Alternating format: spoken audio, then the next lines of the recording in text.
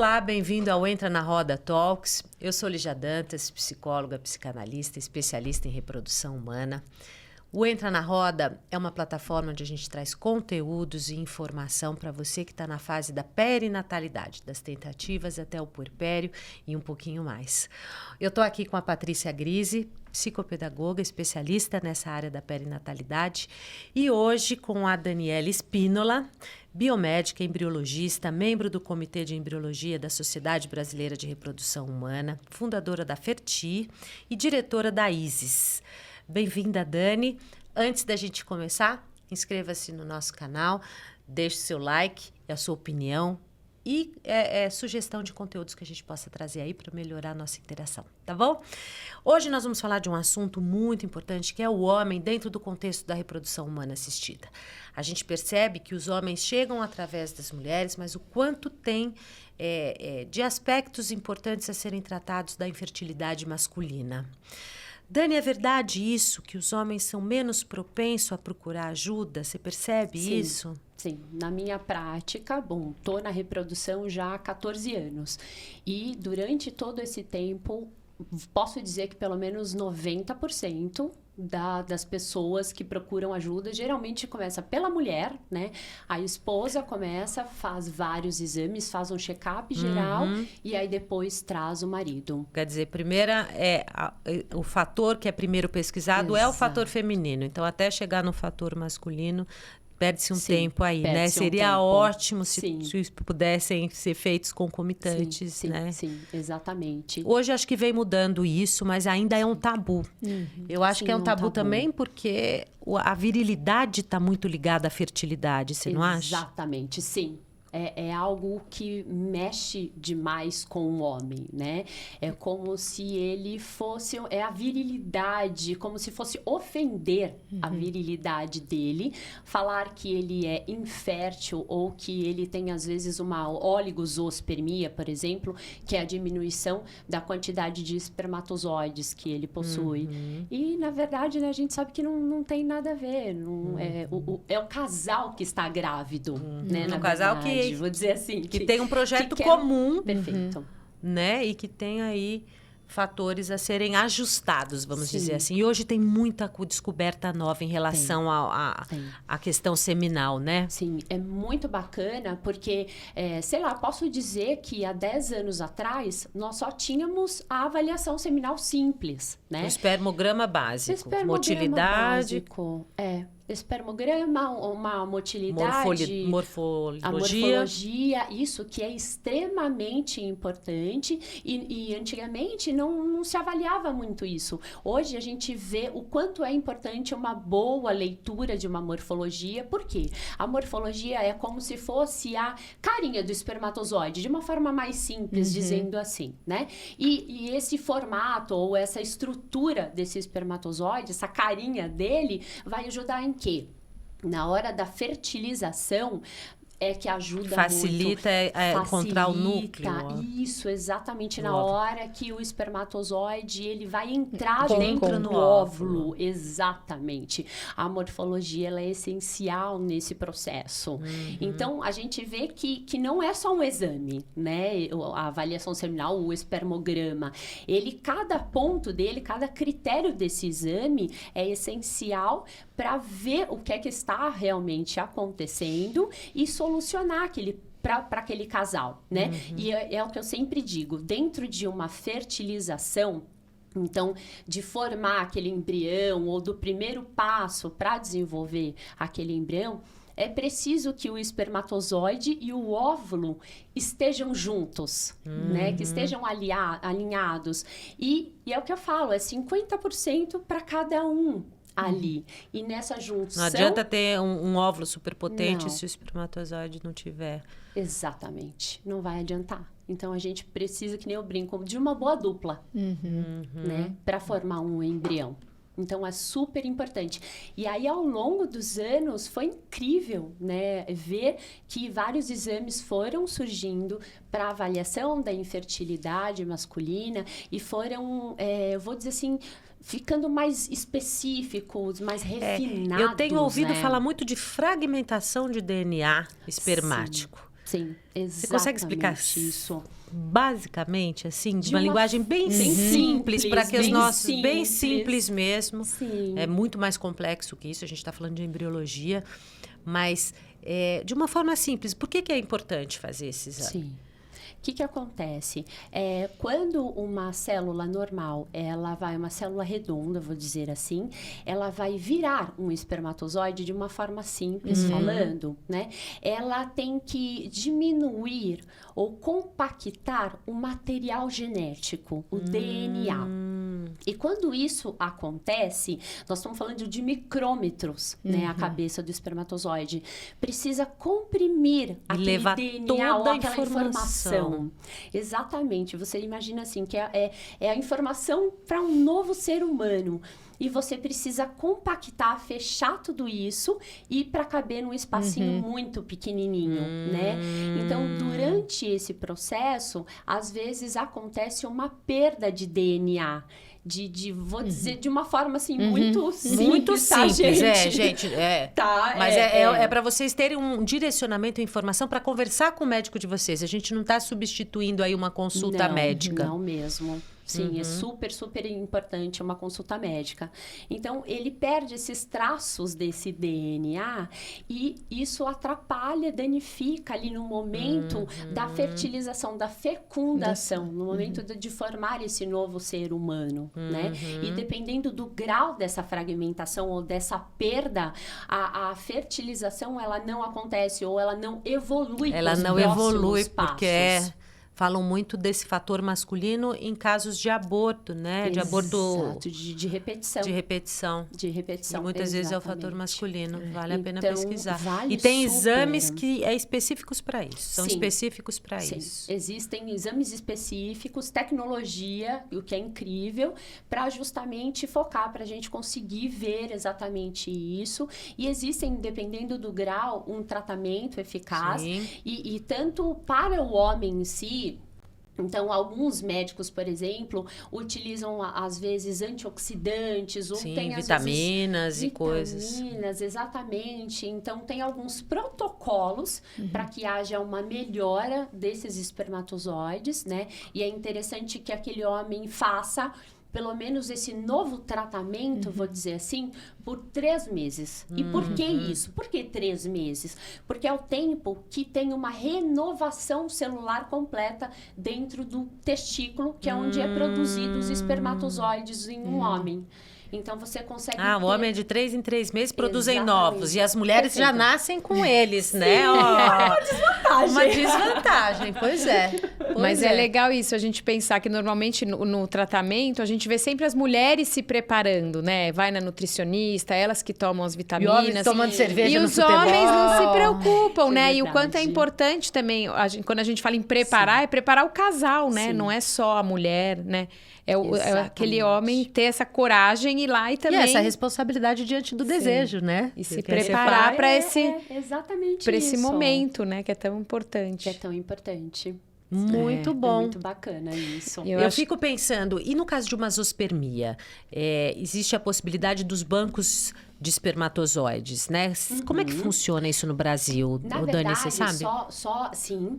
E aí eu te respondo sim. Só é importante esse homem ele ir a uma consulta médica e saber se essa azospermia ela é obstrutiva ou não obstrutiva. A zoospermia, gente, é a ausência total de espermatozoides. Isso, exatamente. Ou seja, a parte líquida o homem tem. Então, ele ejacula normalmente. Ele ejacula como um homem normal, normalmente.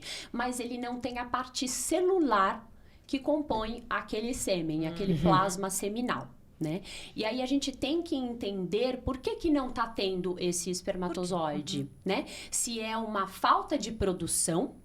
Então, aí a gente vai tentar ver o que aconteceu, se é alguma questão genética, enfim, o médico vai procurar... Caso oncologia, né? Exato, também. Ou, por exemplo, geralmente, o da oncologia, ela acontece uma azospermia, mas a gente não sabe, na verdade, a gente só vai saber depois do tratamento, porque depende muito da droga, do quimioterápico utilizado e do tempo de exposição. Então, quanto tempo o paciente ele fez tratamento oncológico, a radioterapia, a quimioterapia. Então, varia muito. E também de organismo para organismo. Eu já vi essa diferença, né? E aí, em alguns casos, esse homem, após a quimioterapia, a radioterapia, alguns voltam a produzir, o corpo entende e volta a produzir espermatozoides como normalmente, em outros casos não.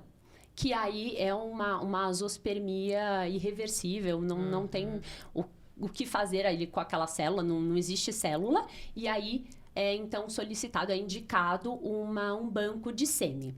Mas primeiro de tudo a gente tem que entender a azoospermia, então que é a ausência desses espermatozoides. E aí o que está acontecendo? Por que essa ausência ela está acontecendo? Ela é obstrutiva, ou seja, está tendo a produção lá no testículo, que é a fabriquinha, então está tendo a produção, mas não está tendo a liberação de uns canaizinhos que chamam ductos ejaculatórios, né? Que são caninhos que levam ali os espermatozoides para fora na hora da ejaculação. Então, tem a produção, só não está sendo ejaculado, indo para fora, vou dizer assim. Se for dessa maneira, existem técnicas dentro da reprodução humana assistida, por exemplo, uma técnica que chama-se PESA. Ah, é PESA? Eu achei sempre que era TESA. Tem também. Ah, tem também? PESA, tem também. São várias técnicas. Depende de onde você vai buscar o espermatozoide. Se vai ser no testículo, que é ali onde está sendo produzido, ou no epidídimo, que é uma estrutura que fica acima do testículo. O que acontece? O testículo, ele produz o espermatozoide. Agora, a maturação, para ele ficar pronto, vou dizer assim, ela acontece no epidídimo. Então, ele sai do testículo e ele vai para essa outra estrutura e fica ali até ser ejaculado. Então, nossa, é uma aula de fisiologia aqui, ó. Não é fraca, não, essa nossa doutora. Imagina! E aí a TESA... Aí o que acontece? Então, a PESA, por exemplo... PESA. Isso, ele vai procurar, o médico vai procurar por aspiração espermatozoides ali no epidídimo. E aí, quando ele não encontra nenhum espermatozoide ali, ele vai procurar no testículo, que é o TESA, por exemplo, ou TESE. Ele vai procurar na fonte para ver se encontra algum espermatozoide. Então, a técnica, assim, é praticamente... elas são parecidas, vou dizer assim, não iguais, né? Mas são parecidas. E você só muda aonde você vai procurar. Começa-se sempre do epidídimo a procurar, que são os espermatozoides já maduros, prontos, né? Ou então, se não acharem, vão para o testículo. Isso nos casos de uma azoospermia obstrutiva, né? Agora, nos casos de uma não obstrutiva, de uma azoospermia não obstrutiva, o médico ele vai entender o que é que está acontecendo. Tá tendo, é uma falha genética isso? É no cromossomo Y, por exemplo? Ou por que está tendo um bloqueio? É hormonal? Então, tem todo um estudo para entender o que é que está acontecendo. E aí, em alguns casos da não obstrutiva, porque realmente não tem produção. Então, neste caso, é indicado os bancos de sêmen. Isso, exatamente. E aí, então, o homem recorre a um banco de sêmen.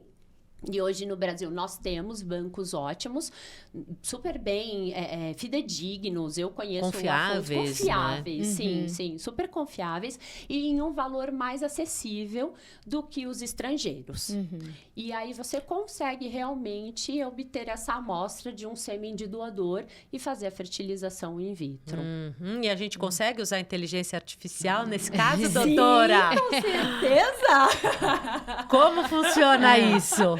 Sim, o que acontece? Então, dentro da nossa plataforma, da nossa inteligência artificial, nós temos, né, a Isis. Perfeito. A Isis, que faz a comparação facial daquele doador com aquele receptor.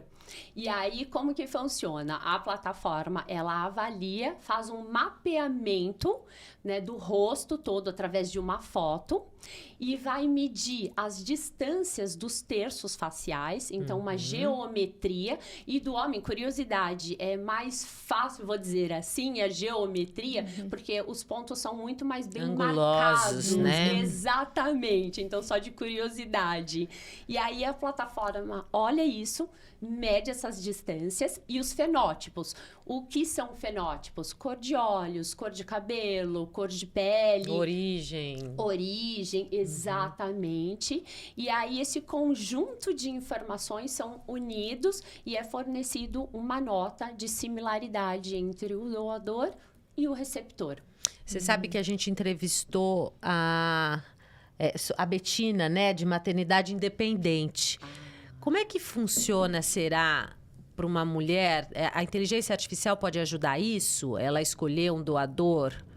Pode. Para fazer uma maternidade independente, né? Uma produção independente, apesar de que esse termo aí ela não gosta muito, né? Mas como é que funciona isso? Ela vai pelo desejo? O que será, né?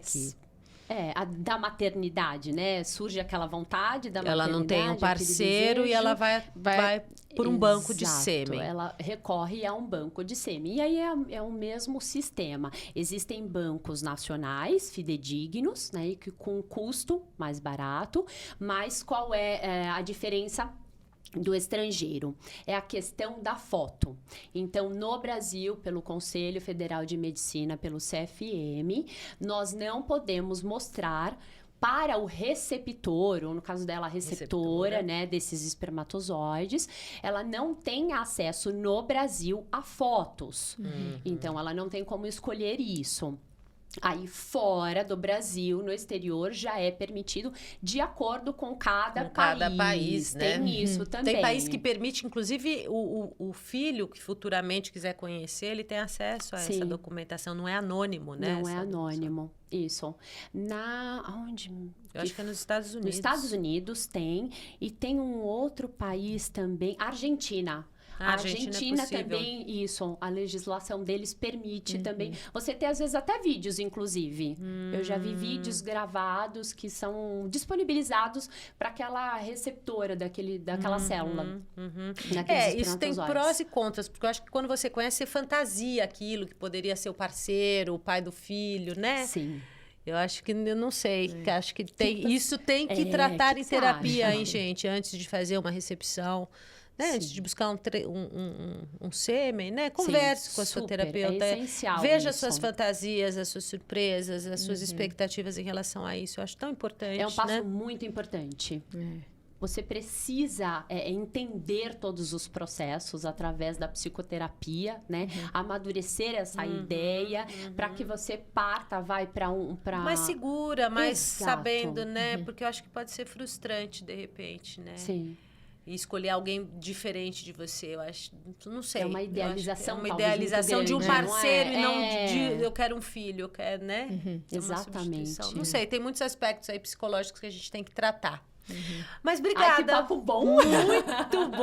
Muito bom mesmo. Queria te agradecer muito, Dani, mais uma vez aqui. Obrigada a vocês. Foi um prazer. Sucesso, meninas. Obrigada. Deixe o seu contato para que a gente possa, as pessoas que estão nos assistindo, possam te achar por aí. Combinado, tá bom. Se vocês quiserem, podem me encontrar no www.ferti.com.br. Me coloco à disposição. Obrigada, Dani. Obrigada, Dani. Obrigada.